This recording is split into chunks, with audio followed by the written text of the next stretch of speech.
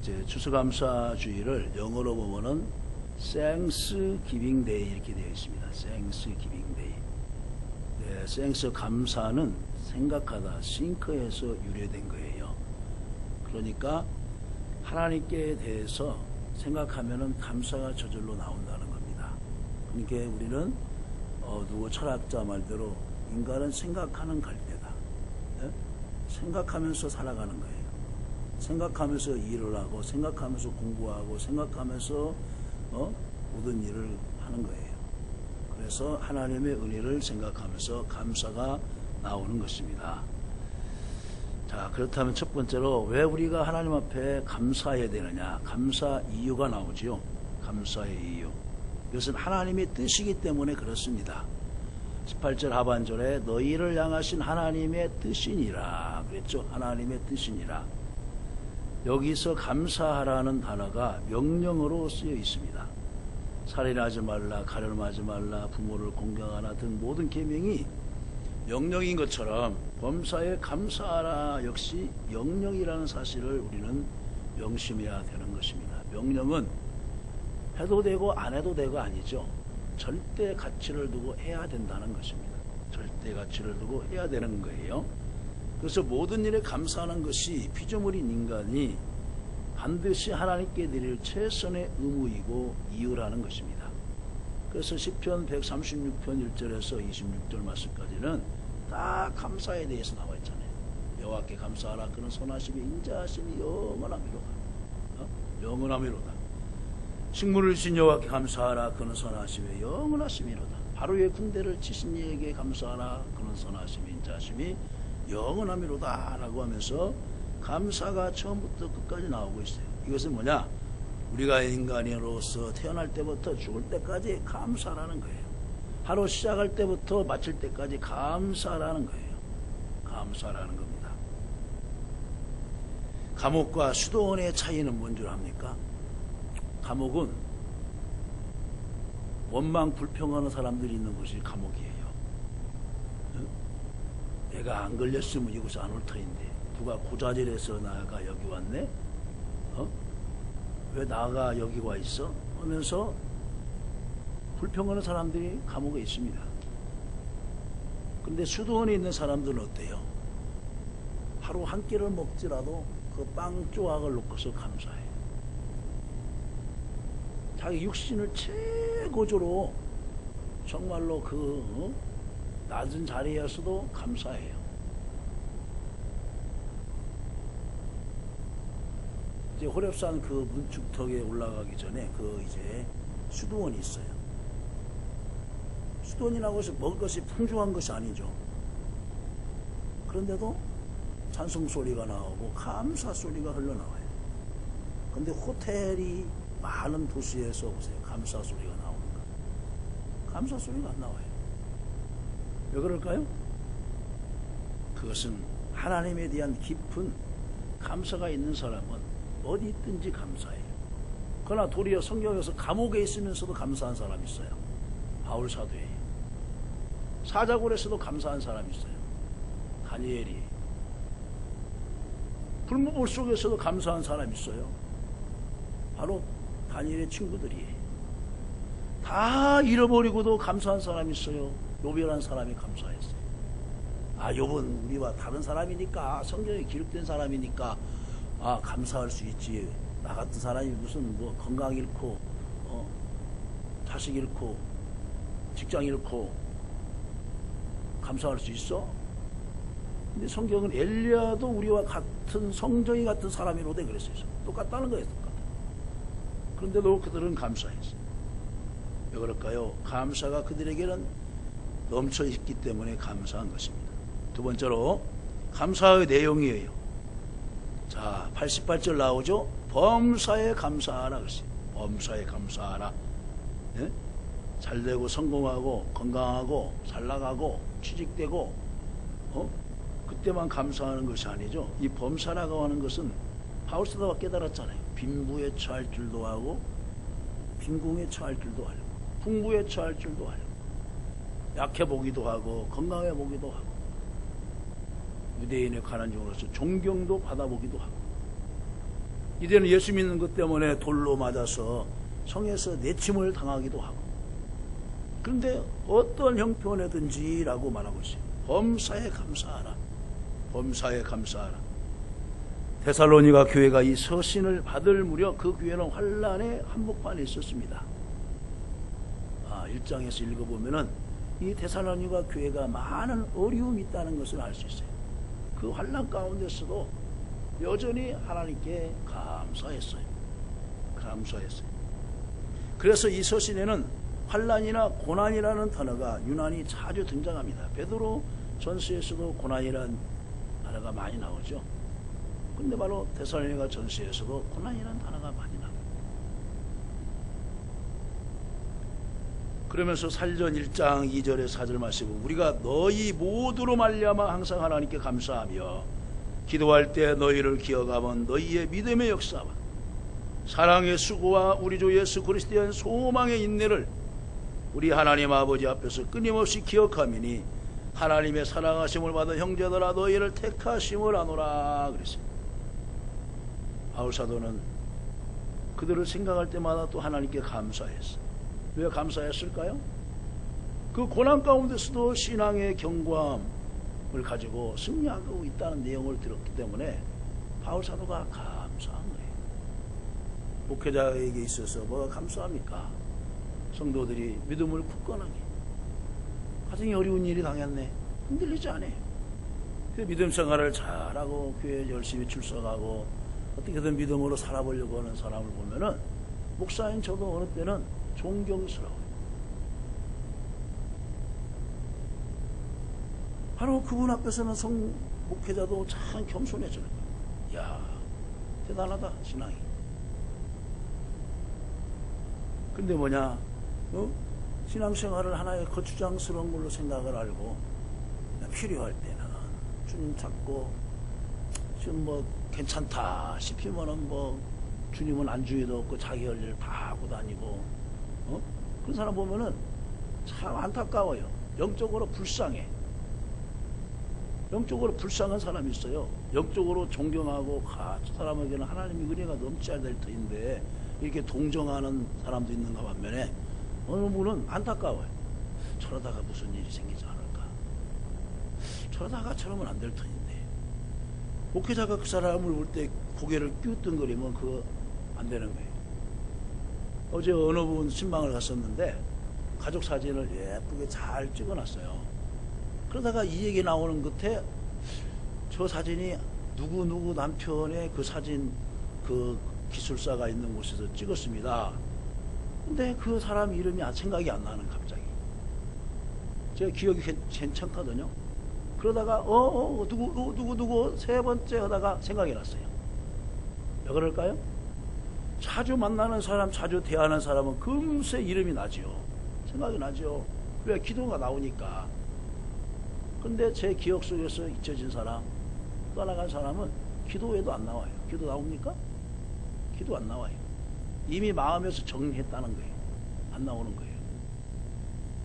그러다가 문득 생각날 때 몇 번을 걸쳐서 성이 뭐시더라, 이름이 뭐더라 하면서 이제 생각이 나는데, 예?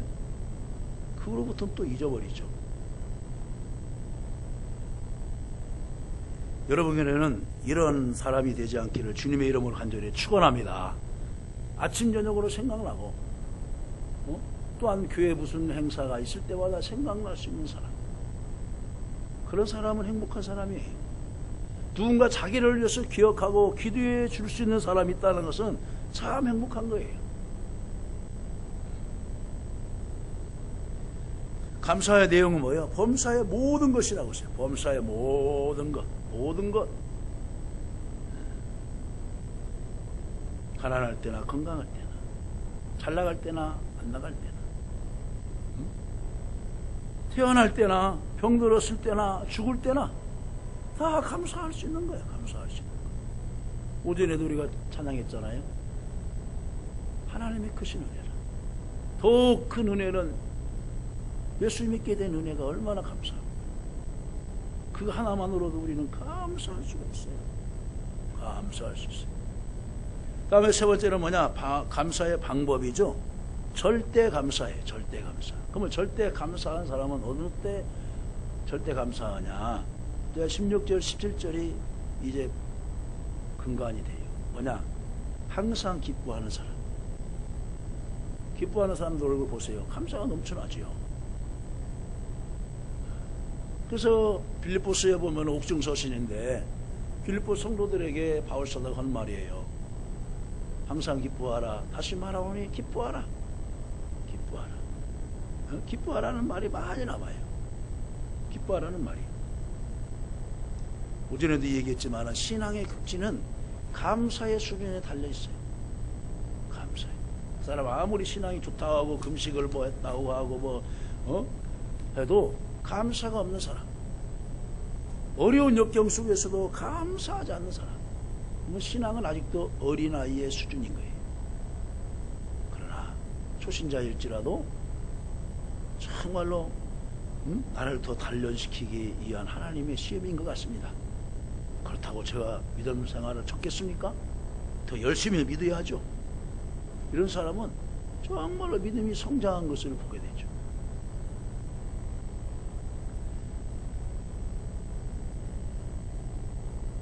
그럼 하박국의 감사를 생각해 봅시다. 하박국 3장 17절에서 18절 말씀에 보면은요, 그는 하나님 앞에 절대 감사를 합니다. 절대 감사를 해요.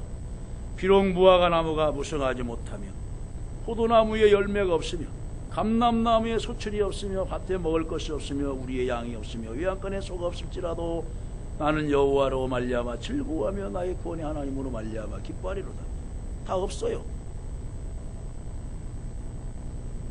전남 영암 이제 그쪽 강진 그쪽 해남 쪽에서는 이 무화과 나무를 많이 재배를 해요. 무화과 열매를 막 국죽국죽해요. 어느 것은 막 남자 손만 해요. 우리 이 지역에서 부는 뭐 조그만 무화과가 아니고 어느 것은 막 이 컵만한 무화과가 있어요. 막 간만해요. 1년 농사를 하는 거예요. 1년 농사. 이스라엘에서도 바로 이 무화과 농사를 해가지고 뭐냐면 자연 햇빛을 건조해서 여행 갈 때 그것을 주물럭주물럭 덩치를 만들어서 이제 멀리 갈 때 가는 거예요. 이게 하나의 비상식량이에요. 근데 그에 무화과 농사를 했는데 열매 하나가 없어요. 중간에 다 떨어져 버렸어. 시장에 나가서 팔 것이 없어요. 역시 포도나무도 이스라엘의 주된 농부들의 업이에요. 근데 포도나무에도 열매가 없어요. 태풍이 불어서 다 쓰러져 버렸어. 응? 감람나무도 많이 키우죠, 이스라엘 백성들. 감람류. 그래서 성전에서 등대를 켤 때 바로 기름으로 이 감람류를 써요. 근데 감람나무 그 해도 뭐냐, 소출이 없어요. 감람류는 우리나라 포도처럼 다락다락 붙어가지고 기름을 짜요. 시중에는 이 감람기름 많이 나오죠. 올리브나무, 올리브유라고도 해요. 네? 건강식품으로 많이 나옵니다. 근데 없어요. 무화과나무도 열매도 없지, 포도나무에도 열매도 없지, 감람나무에도 열매도 없어요. 근데 또 밭에 뭐냐면은 보리를 거둬서 빵을 이제 해먹는데 밀가루를 밀을 심는데 보니까 밭에 먹을 것도 없어요. 우리의 양이 없어요. 위안간에 소도 없어. 다 없어요. 이제 인생 끝장나는 거 아니에요? 그런데도 이 하박국은 뭐냐? 여호와로 말미암아 즐거워하며 나의 구원에 하나님으로 말미암아 기뻐한다는 거예요. 이번에 김용희 선교사가 와서 하는 말이 뭐예요? 예수 하나면 해답이다. 그분의 설교 주제가 예수 하나면 해답이라는 거예요.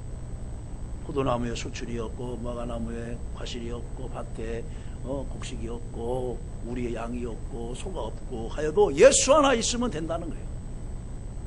여러분 심령 속에 이러한 믿음이 있기를 간절히 바랍니다.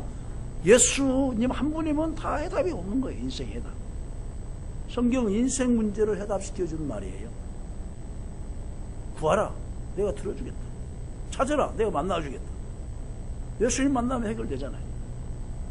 바디메오가 예수 만나서 광명의 눈을 떴고 12년 동안 혈류증 앓았던 여인이 예수 만나서 새 인생을 찾았고, 걷지도 못했던 남에서부터 안전매가 예수님 만나서 인생을 아름다운 광경을 보고 전국을 순회 여행도 하고, 이거 수 하나면 해결됩니다. 그 다음에 두 번째로 소대에서 말씀한 적이 있죠. 욥의 감사. 절대 하나님 앞에 감사했죠. 1장 20절 21절에 보면 욥이 일어나 겉옷을 찢고 머리털을 밀고 땅에 엎드려 예배하며 이르되 내가 모태에서 알몸으로 나와서 한 적 또한 알몸이 그리 돌아가올지라. 주신 이도 여호와시오 거두신 이도 여호와시오니 여호와 이름이 찬송을 받으실지니이다. 바로 하박국도 여호와로 말미암아 구원의 하나님으로 말미암아 기뻐하고, 또 욥도 여호와 이름이 찬송을 받으실지이다. 다 하나님의 이름을 들어서 감사를 했어요. 주신 자도 여호와시오 취하신 자도 여호와시오. 어느 노래 가사에 보니까 세상에 그저 왔다가 옷 한 벌 얻었으니 얼마나 좋냐고 하는 그런 노래 가사도 있죠. 우리가 욥처럼 고난을 당해봤어요? 아니잖아요. 자식을 10남매를 잃어봤어요. 아내모는 잃었던 그동안 평생 모았던 재산이 불타서 없어졌어요. 그것도 아니에요. 근데 욥은 뭐냐? 주신 자도 여호와시오 취하신 자도 여호와시다. 알몸으로 나와서 한 적 알몸으로 가올지라. 여러분, 수위에는 호주머니가 없어요. 근데 안 믿는 사람들은 갈 때 노자수 쓰라고 막 성여 나갈 때 막 거기다 돈도 꽂아주고 그러죠. 또 그 뭐냐면은 이장하고 이제 공범 만들 때 막 거기다 돈 누가 갖다 씁니까? 이런 사람들이 갖다 써요. 이런 사람들이 갖다 써요. 그들 가서 막걸리 먹고 나눠 먹지. 그 사람 죽은 사람이 갖고 갑니까? 진시 황제 죽었을 때 무덤에다 많은 보물을 놓아놨어요. 무료왕릉이나 우리나라 역대 왕들, 과거의 조선시대. 그분들 그거 가지고 어디 갔어요? 지금의 뭐예요? 유물로만 남아있는 거예요. 문화재로. 그 다음에 세 번째는 다니엘의 감사죠. 다니엘 6장 10절 말씀에 보면 다니엘이 이 조세의 왕의 도장이 찍힌 것을 알고도 자기 집에 돌아가시는 입방에 올라가 예루살렘을 향한 창문을 열고 전에 하던 대로 하루 3번씩 무릎을 꿇고 기도하며 그의 하나님께 감사하였더라 그랬죠. 바벨론의 신이나 또 그 황제 그 동상에게 절하지 아니하고 다른 신을 섬기거나 기도하면은 사자굴에다 집어넣는다고 한 조서를 다 보냈어요. 전부. 근데 다니엘이 그것을 알고도 사자굴에 들어갈 것을 생각하고도 의인을 지킨 것을 알고도 집에 가서 돌아가서 하나님 앞에 무릎을 꿇고 기도하며 그의 하나님께 뭐라고 했어? 감사하였더라. 다 여호와로 인하여 감사하고 여호와 이름이 찬송을 받으실지니이다. 그의 하나님께 감사하였더라. 다 이 사람들은 하나님의 절대 감사의 모범생들입니다. 모범생들. 유대인의 격언 중에 감사합니다라는 말이 혀에 붙기 전까지는 아이에게 아무것도 가르치지 말라라는 말이 있어요. 오전에도 얘기했잖아요. 어느 어린이집에서 어린이날 선물을 주는데 아무개 자 선물이요. 감사합니다 선생님. 가서 뜯는 아이가 있고 그냥 어린이날이니까 당연히 선물 내가 받아야지라고 가서 뜯어서 고마울 줄 모르는 아이가 있다고 그랬죠. 근데 유대인에서는 가족 사이에서부터 먼저 감사합니다라는 말을 교육을 시키고 그 감사가 나오지 않으면은 가르칠 가치가 없다는 거예요. 어린아이 때부터. 그러니까 하나님께 대한 감사를 그들은 어렸을 때부터 생활에 젖어 있어요. 생활에 젖어 있어요. 여러분 번제, 소제, 하목제, 속제제, 속번제 다 하나님께 감사하는 거예요. 감사하는 내용입니다. 말씀을 했습니다. 순수 감사절로 말미암아 잃어버린 감사의 신앙을 회복하고 우리의 감사의 대상은 하나님, 감사의 이유는 하나님의 명령, 감사의 보면은 모든 영역, 절대, 그리고 누구 때문에? 하나님 때문에 감사하라 이렇게 말씀하고 있습니다. 항상 기뻐하시고 쉬지 말고 기도하면서 하나님께 감사할 내용을 생각해 보면서 하루하루 감사 속에서 살아가시고 감사의 성도들이 다 되시기를 주님의 이름으로 간절히 축원합니다.